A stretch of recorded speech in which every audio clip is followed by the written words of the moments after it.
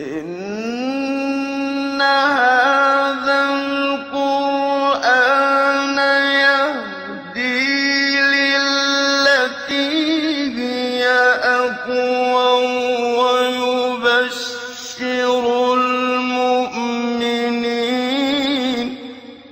ويبشر المؤمنين الذين يعملون الصالحات أن لهم أجرا كبيرا. بسم اللہ الرحمن الرحیم. الحمد للہ رب العالمین وبہ نستعین وصلی اللہ وسلم علی سید الانبیاء والمرسلین وعلی آلہ واصحابہ اجمعین ومن تبعہم بإحسان الی یوم الدین. اما بعد، سلسلہ تفسیر کی یہ نشست نمبر 108 ہے سورۃ الحج کے اعتبار سے، اور اس نشست میں انشاءاللہ سورۃ الحج کی آیت نمبر 30 کی تفسیر ہوگی. اللہ رب العالمین نے ارشاد فرمایا: ذَلِكَ وَمَنْ يُعَظِّمْ حُرُمَاتِ اللَّهِ فَهُوَ خَيْرٌ لَهُ عِنْدَ رَبِّهِ وَأُحِلَّتْ لَكُمُ الْأَنْعَامُ إِلَّا مَا يُتْلَى عَلَيْكُمْ فَاجْتَنِبُوا الرِّجْسَ مِنَ الْأَوْثَانِ وَاجْتَنِبُوا قَوْلَ الزُّورِ. پچھلی نشست میں ذالک جو اسم الاشارہ للبعید ہے، اس سے متعلق میں نے کچھ گوشے آپ کے سامنے رکھے. اس کے بعد اللہ تعالیٰ نے فرمایا ذَلِكَ وَمَنْ يُعَظِّمْ حُرُمَاتِ اللَّهِ، یعنی جو حرمات اللہ، اللہ سبحانہ وتعالیٰ کے جو حرمات ہیں اس کی جو تعظیم بجا لاتا ہے، ان شعائر کا جو احترام کرتا ہے، فَهُوَ خَيْرٌ لَهُ عِنْدَ رَبِّهِ، اللہ سبحانہ وتعالیٰ کے ہاں، اللہ رب العالمین کے پاس اس کے لیے بہت ہی بہتر اس کا معاملہ ہوگا. اب غور طلب بات یہ ہے کہ یہاں پر جو حرمات ہے، حرمات اللہ کا معنی کیا ہے؟ اس سلسلے میں ہم دیکھتے ہیں کہ مفسرین کے پاس دو معانی ملتے ہیں. ایک وہ جسے مقاتل ابن سلیمان نے کہا رحمہ اللہ، 150 ہجری سن وفات ہے ان کا، وہ بلخ کے ہیں اصل میں. ان کی جو تفسیر ہے وہ ہے بہت مطول اور جو ہے یعنی مطبوع بھی ہے، لیکن ہمارے پاس نہیں ہے. لیکن یہ جو موسوعۃ تفسیر الماثور ہے، اس میں تقریباً جو ہے انہوں نے مقاتل ابن سلیمان کے تفسیر کو یعنی آیتوں کے ضمن میں اسے انہوں نے نقل کر دیا ہے. مقاتل ابن سلیمان نے اس آیت کریمہ کی تفسیر میں کہا کہ یعنی امر المناسک کلھا، یعنی مطلب یہ ہوا کہ ومن یعظم حرمات اللہ، اللہ رب العالمین کے حرمات کی تعظیم بجا لانا. کیا مطلب ہے؟ یعنی امور مناسک، حج سے متعلقات جو بھی چیزیں ہیں، حج سے متعلق جو امور ہیں، ان امور کا احترام، ان امور کی تعظیم بجا لانا، ان شعائر کا احترام کرنا، یہ مقصود ہے حرمات اللہ کا جو مقاتل ابن سلیمان نے کہا. اس سلسلے میں امام محمد ابن جریر الطبری رحمہ اللہ نے اپنی تفسیر میں جامع البیان فی تأویل عنائی القرآن تفسیر طبری اپنی سند سے ایک قول نقل کی ہے انہوں نے عبد الرحمن ابن زید ابن اسلم کا رحمہ اللہ، اور اس سند پر جو ہے شیخ احمد شاکر مصری رحمہ اللہ نے کہا کہ اسنادہ صحیح. عبد الرحمن ابن زید ابن اسلم رحمہ اللہ یہ بحیثیت راوی حدیث ضعیف ہیں، 182 سن وفات ہے ان کا، 180 پر 2، لیکن تفسیر کے باب میں آپ کی نقولات بہت ہی ذکر کی جاتے ہیں. عبد الرحمن ابن زید ابن اسلم نے کہا رحمہ اللہ کہ الحرمات، کیا مطلب ہے اس کا؟ کہا کہ الحرمات سے مراد یہ ہے کہ المشعر الحرام، البیت الحرام، المسجد الحرام، البلد الحرام. کہا کہ ہؤلاء الحرمات. ان کے اس قول کا یعنی خلاصہ یہ ہے کہ جو یعنی منی، مزدلفہ، عرفات اور پھر اسی طرح سے خود مسجد حرام یا یعنی کعبۃ اللہ یا اس کی جو پوری مسجد ہے، احاطہ ہے، اور جو ہے حتیٰ کہ کل کا کل شہر مکہ، اس سلسلے میں کہا کہ جو ہے یہ حرمات اللہ میں سے ہیں، ان کی تعظیم بجا لانا، یہ سب شعائر میں سے ہیں، ان کا احترام کرنا جو ہے یہ مقصود ہے اس آیت کریمہ میں. یہ ایک قول ہے جو علماء کی طرف سے ہمیں ملتا ہے. اس قول کو رکھ کر کے ابن عاشور رحمہ اللہ نے ایک لطیف بات کہی. ابن عاشور رحمہ اللہ کی تفسیر سے متعلق تفسیر کہہ رہا ہوں، اس آیت کریمہ کی یا یہ جو آیات ہیں جس میں حج سے متعلق گفتگو ہو رہی ہے، ابراہیم علیہ السلام جو کعبۃ اللہ کے مؤسس ہیں وہاں سے جو گفتگو ہو رہی ہے، وَإِذْ بَوَّأْنَا لِإِبْرَاهِيمَ مَكَانَ الْبَيْتِ أَلَّا تُشْرِكْ بِي شَيْئًا. ابن عاشور کہتے ہیں رحمہ اللہ کہ جو ہے گویا کہ ذَلِكَ وَمَنْ يُعَظِّمْ حُرُمَاتِ اللَّهِ وَمَن يُعَظِّمْ حُرُمَاتِ اللَّهِ یہ معطوف ہے اسی پر وَإِذْ بَوَّأْنَا لِإِبْرَاهِيمَ مَكَانَ الْبَيْتِ، وہ یہ ربط پیدا کر رہے ہیں کہ اللہ سبحانہ و تعالیٰ نے جب کعبۃ اللہ کی تعمیر کا ذکر فرمایا اور پھر حج کا ذکر فرمایا، اور حج میں ہونے والے امور اور مناسک الحج کا جب اللہ نے ذکر فرمائے، تو پھر اس کی عظمت کو بجا لانے کا بھی اللہ تعالیٰ نے یہاں پر حکم دے رہے ہیں، گویا کہ یہ اسی پر معطوف ہے۔ یوں ابن عاشور رحمہ اللہ نے کہا کہ اس طرح سے تنبیہ اور آگاہ کیا جا رہا ہے امت مسلمہ کو کہ وَمَن يُعَظِّمْ حُرُمَاتِ اللَّهِ، گویا کہ آج جب آیت کریمہ نازل ہوئی آج سے 1400 سال پہلے اور تا قیامت مسلمانوں کو یہ آگاہ کیا جا رہا ہے کہ جس طرح سے کعبۃ اللہ کی عظمت اور اس کی حرمت ابراہیم علیہ السلام کی شریعت میں جو بحیثیت حکم موجود رہا ہے، آج بھی اس کو بحال رکھا جائے، کسی طور پر بھی اسے پامال ہونے نہ دیا جائے، گویا کہ ایک طرح کی تنبیہ کی جا رہی ہے۔ یہ گویا کہ ابن عاشور رحمہ اللہ نے ایک طرح کا جو انہوں نے ان آیاتوں کی تفسیر میں جو کہا ہے کہ ان آیات میں جو بھی بات کہی جا رہی ہے اس کا تعلق صرف ابراہیم سے ہے علیہ السلام، اس شریعت سے متعلق نہیں ہے وغیرہ وغیرہ، گویا کہ اسے ایک تضاد نظر آتا ہے، اس لیے کہ یہ جو قول ہے ابن عاشور کا، یہ وہی قول ہے جسے ابن تیمیہ رحمہ اللہ نے بہت پھیلا کے بیان کیا تھا، اور جسے ہم نے ایک راجح قول کے طور پر پیش کیا تھا اس کو، اور اس سے والی پہلے 2-3 تفسیروں میں نے کہا تھا کہ ابن عاشور رحمہ اللہ نے تنبیہ کرتے ہوئے کہا کہ ان آیات میں جو بھی مسائل بیان کیے جا رہے ہیں وہ شریعتی ابراہیمیہ سے ہی مختص ہیں، اس کو جو ہے مطلب عام نہیں ہے، ایسے آپ نے کہا تھا۔ تو یہ ہو سکتا ہے کہ لفظی نزاع ہو ابن عاشور رحمہ اللہ نے جو بات کہی ہے، ورنہ مقصود وہی ہے جو ابن تیمیہ نے کہا، دیگر اصحاب علم نے کہا رحمہم اللہ اجمعین، اور جو ابن عاشور رحمہ اللہ بھی کہہ رہے ہیں وہ یہی ہے کہ ان آیات کا اصل تعلق تو ابراہیم سے ہی ہے علیہ السلام بحیثیت حکایت کے، ورنہ یعنی ایک شرعی اعتبار سے اللہ کے رسول ہی سے خطاب کیا جا رہا ہے، وہ سارے امور آپ ہی کو سونپے جا رہے ہیں، آپ اس کو انجام دیں، آپ اس کو باقی رکھیں وغیرہ وغیرہ۔ بہرحال اللہ رب العالمین نے کہا کہ وَمَن يُعَظِّمْ حُرُمَاتِ اللَّهِ، ایک تو یہ قول ہوا کہ جو بھی مناسک الحج سے متعلقات چیزیں ہیں تو ان کی تعظیم، ان کی حرمت کو باقی رکھنا، یہ ایک معاملہ ہے۔ ایک اور قول جو ہمیں ملتا ہے، جیسے خود یعنی کیا کہتے ہیں موسوعۃ التفسیر المعصور والوں نے نقل کیا ہے عطا بن ابی رباح سے، امام مجاہد سے رحمہم اللہ اجمعین، دوسرا قول یہ ملتا ہے کہ المعاصی، یعنی ذالک ومن یعظم حرمات اللہ، مطلب یہ ہوا کہ کعبۃ اللہ میں رہتے ہوئے، مسجد حرم میں رہتے ہوئے، یا بحیثیت ایک معتمر عمرہ کرنے کی غرض سے جو شخص وہاں پر ہے، یا حج کے ایام میں ایک حاجی جو وہاں پر ہے، تو وہ حالت احرام میں ایسی کوئی اس سے چوک نہ ہو جس سے جو ہے مطلب یعنی وہ امر اس سے پامال ہو جائے، وہاں نافرمانی سے بچے خصوصی طور پر۔ یہ جو ہے انہوں نے اس سے مراد لیا ہے کہ وَمَن يُعَظِّمْ حُرُمَاتِ اللَّهِ فَهُوَ خَيْرٌ لَهُ عِنْدَ رَبِّهِ، یہ ایک قول ہمیں ملتا ہے، جبکہ یعنی جمہور مفسری بڑی تعداد میں اصحاب علم نے یہی کہا کہ اس آیت کریمہ کی تفسیر میں یہ دونوں باتیں ہیں،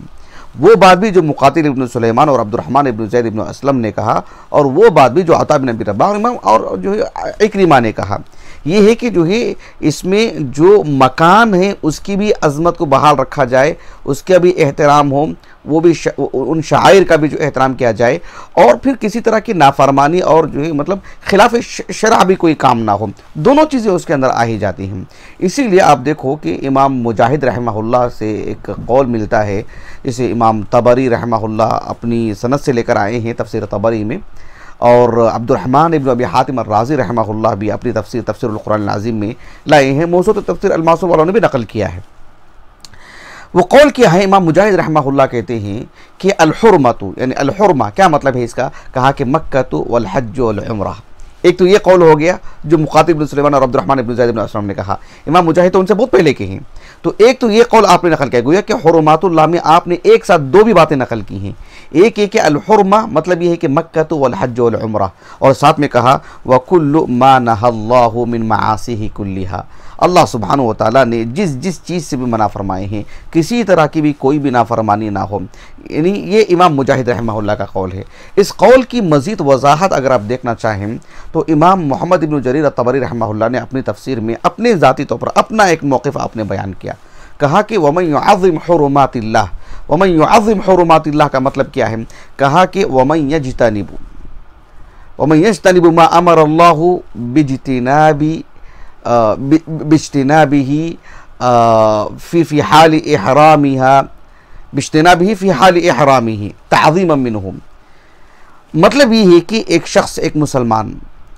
وہاں پر ہے، مسجد حرام میں ہے یا منی مزدلفہ میں ہے، تو وَمَن يَجْتَنِبْ مَا أَمَرَ اللَّهُ، اللہ سبحانہ و تعالیٰ نے یعنی جیسے حالت احرام میں جن جن چیزوں سے منع کیا گیا ہے، چاہے وہ بال کاٹنے سے متعلق ہو، ناخن کاٹنے سے متعلق ہو، اس کی اگر اس کی زوجہ ہے تو جو ہے مطلب اس کی ہم بستری سے متعلق ہو، یا جو ہے مطلب نظروں کی حفاظت سے متعلق ہو، جس سے بھی اللہ تعالیٰ نے منع فرمائے ہیں. الحج اشہر معلومات فمن فرض فیہن الحج فلا رفث ولا فسوق ولا جدال فی الحج. تو اس کی وسعت کو آپ سامنے رکھیں. جس چیز سے بھی اللہ نے منع کیا، وَمَن يَجْتَنِبْ مَا أَمَرَ اللَّهُ باجتناب کلیہا، اللہ سبحانہ و تعالیٰ نے جس چیز سے منع کی ہیں ان سب سے مکمل طور پر بچنا چاہیے. فی حال احرامہ تعظیما منہ، حالت احرام میں اللہ سبحانہ و تعالیٰ نے اسے جن امور کا پابند کر رکھے ہیں اس سے جو ہے کسی طور پر بھی خروج نہ کرے، اس سے باہر نہ نکلے، نافرمانی نہ ہو. تو گویا کہ اس میں دونوں باتیں آ ہی جاتی ہیں، اللہ سبحانہ و تعالیٰ کی حدود کی پاسداری ہو، نافرمانی کسی طور پر بھی نہ ہو، اور پھر وہ جو احرام و شعائر میں سے ہے اس کا احترام ہو، اس جگہ کا احترام ہو، وغیرہ وغیرہ سب چیزیں اس کے اندر آ جاتی ہیں جو امام طبری نے کہی رحمہ اللہ. آپ دیکھو قاضی ابن عطیہ رحمہ اللہ نے اس آیت کریمہ کی تفسیر میں کہا کہ الحرمات المقصود ہا ہونا، اللہ نے کہا نہیں وَمَن يُعَظِّمْ حُرُمَاتِ اللَّهِ. تو اس آیت کریمہ میں الحرمات سے مراد کیا ہے؟ کہا کہ الحرمات سے مراد ہی افعال الحج، حج سے متعلقات جو امور ہیں کہا کہ وہ مراد ہیں. ثم ليقضوا تفثهم وليوفوا نذورهم وليطوفوا بالبيت العتيق. کہا کہ پھر ويدخل فيه، یعنی اللہ سبحانہ و تعالیٰ نے جو کہا حرمات اللہ ويدخل فيها تعظیم المواضع، اور اس آیت کریمہ میں وہ ساری جگہیں بھی آ جاتی ہیں جو عظمت کی جن سے متعلق عظمت کی بات کہی گئی ہے کہ ان کی تعظیم بجا لائیں. صفا مروہ ہے، کعبۃ اللہ ہے، اور جو ہے مطلب منی مزدلفہ ہے، جو بھی اللہ سبحانہ و تعالیٰ نے جن کو مطلب قابل حرمت بنائے ہیں ان کی تعظیم بجا لانا وہ بھی اس کے اندر داخل ہے. اسی لیے قاضی ابن عطیہ رحمہ اللہ نے اس موضوع کا اختتام ہی ان الفاظ میں کیا ہے، کہا کہ ثم لفظ الآیت یتناول جمیع حرمت اللہ تعالی فی جمیع الشرع. یہ آپ نے کہا اللہ رب العالمین کی شریعت میں جو کچھ بھی حرمات،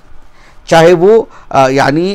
کسی چیز سے منع کیا گیا ہو یا کسی چیز کی عظمت کو مطلب بیان کیا گیا ہو، اس کو پاس و لحاظ رکھنا، کسی نافرمانی سے بچنا، سب امور اس کے اندر داخل ہو جاتے ہیں. یہ عام ہے. یہ حافظ ابن القیم رحمہ اللہ کی جو مدارج السالکین ہیں،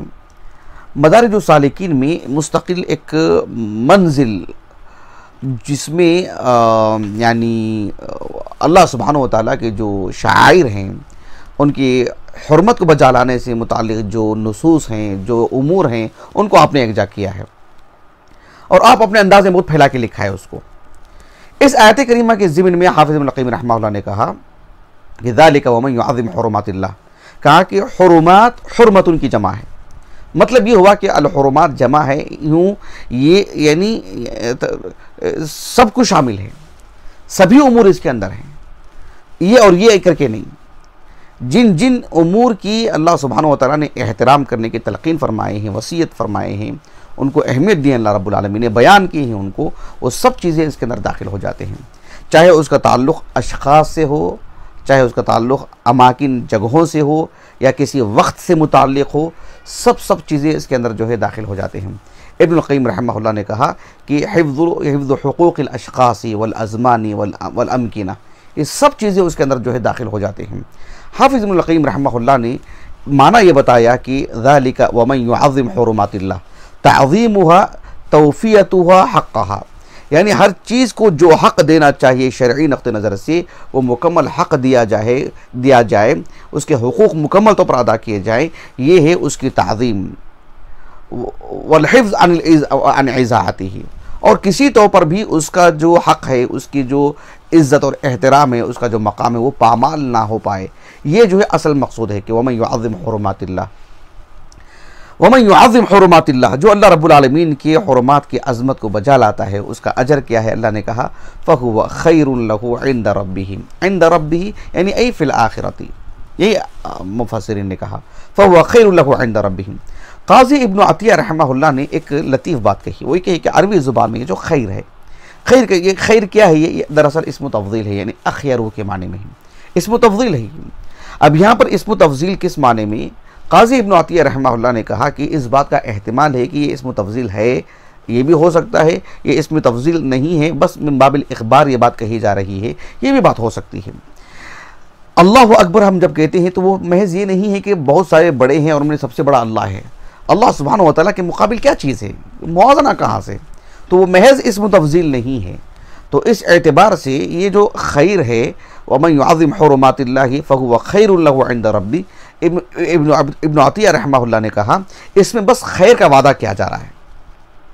خیر کا وعدہ کیا جا رہا ہے، بس اللہ کی طرف سے اسے خیر ملے گا، اس میں تفضیل کی بات نہیں آ رہی ہے۔ لیکن خود ابن عطیہ رحمہ اللہ نے کہا کہ ہو سکتا ہے یہ تفضیل سے متعلق بھی ہو، دو چیزوں کا ایک موازنہ کیا جا رہا ہے۔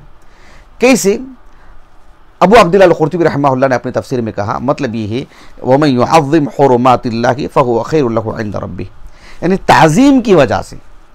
اللہ سبحانہ و تعالیٰ کی یہ جو حرمات ہیں، ان حرمات کی تعظیم کی وجہ سے اللہ رب العالمین اس کو جو اجر دیں گے وہ بنسبت اس کے مقابل دو چیزیں ہیں، گویا کہ اللہ سبحانہ و تعالیٰ جو ان حرمات کو پامال کرتا ہے، ان حرمات کو پامال کرنے پر جو اللہ رب العالمین نے عذاب رکھے ہیں، ان حرمات کو پامال کرنے کا جو اللہ رب العالمین کے ہاں اس بندے کا جو مقام ہے اس کے مقابل کئی گنا بڑا مقام ہے۔ یعنی ایک طرف یہ کہ جہنمی ہے، ایک طرف یہ کہ جنتی ہے، ایک طرف اللہ کا نافرمان ہے، ایک طرف اللہ کا فرما بردار ہے۔ الامتحان یعنی چشمے والی جو ہے وہ مقصود یہ ہے کہ یہاں پر ایک تفضیل کی بات کیسے آئے گی؟ تفضیل کی بات اس طرح سے آئے گی کہ وَمَن يُعَظِّمْ حُرُمَاتِ اللَّهِ فَهُوَ خَيْرٌ لَهُ عِنْدَ رَبِّهِ، یعنی جو اللہ رب العالمین کے حرمات کی پامالی کرتا ہے اس کے بنسبت وہ زیادہ افضل ہے، وہ زیادہ بہتر ہے جو ان حرمات کو بجا لاتا ہے، ان حرمات کا احترام کرتا ہے۔ یہ معنی ہے اس کا اگر تفضیل کی بات کرتے ہیں۔ آخری بات آج کی اس نشست سے متعلق جسے حافظ ابن کثیر نے کہا رحمہ اللہ کہ اللہ تعالیٰ کی شریعت میں ایسے ہے کہ اللہ رب العالمین کی جب اطاعت پر اجر و ثواب اللہ نے رکھا ہے تو اللہ رب العالمین کی نافرمانی سے بچنے پر بھی اللہ رب العالمین نے اجر و ثواب رکھے ہیں۔ کہا کہ کما فی الطاعات ثواب جزیل و اجر کبیر کذالک فی ترک الطاعات واجتناب المحظورات، اللہ رب العالمین کی اطاعت و فرما برداری میں اللہ تعالیٰ نے جس طرح سے اجر رکھے ہیں اور عظیم اجر رکھے ہیں، ویسے ہی اللہ تعالیٰ کی نافرمانی سے بچنے میں اللہ رب العالمین اس میں بھی اجر رکھے ہیں۔ تو اللہ سبحانہ و تعالیٰ نے جب کہا کہ اس کی عظمت کو بجا لائیں تو اس پہ اللہ رب العالمین نے اجر رکھے ہیں، اور معاصی سے بچنے کے لیے اللہ نے کہے ہیں کوئی بچتا ہے نافرمانی کو ترک کرتا ہے تو اس ترک پر بھی اللہ رب العالمین اسے اجر دیتے ہیں کیونکہ وہ ترک اللہ کی خاطر کر رہا ہے۔ یہ کچھ باتیں تھیں اس سے متعلق، انشاءاللہ بقیہ باتیں جو وَمَن يُعَظِّمْ حُرُمَاتِ اللَّهِ فَهُوَ خَيْرٌ لَهُ عِنْدَ رَبِّهِ وَأُحِلَّتْ لَكُمُ الْأَنْعَامُ إِلَّا مَا يُتْلَى عَلَيْكُمْ، اس کی تفسیر انشاءاللہ آنے والی نشست میں کی جائے گی۔ اللہ تعالیٰ سے دعا ہے کہ اللہ تعالیٰ ہماری اس نشست کو ہمارے اساتذہ، ہمارے والدین، ہمارے کل معاونین، ہمارے مشاہدین، ہمارے اہلیہ کے لیے، ہمارے بچوں کے لیے، ہمارے لیے اللہ تعالیٰ باعث اجر بنائے، ذخیرہ آخرت کر دے، ہمارے حسنات میں شمار فرمائے، سیئات کے لیے کفارہ کر دے، اور ہمارے معاون خاص شیخ اختر ابن رضوان محمدی حفظہ اللہ، اللہ رب العالمین ان کو اجر عظیم سے نوازے جنہوں نے ہمارے لیے ریکارڈنگ کا پورا بندوبست کیا ہے۔ سبحانک اللہم و بحمدک، اشہد ان لا الہ الا انت، استغفرک و اتوب الیک۔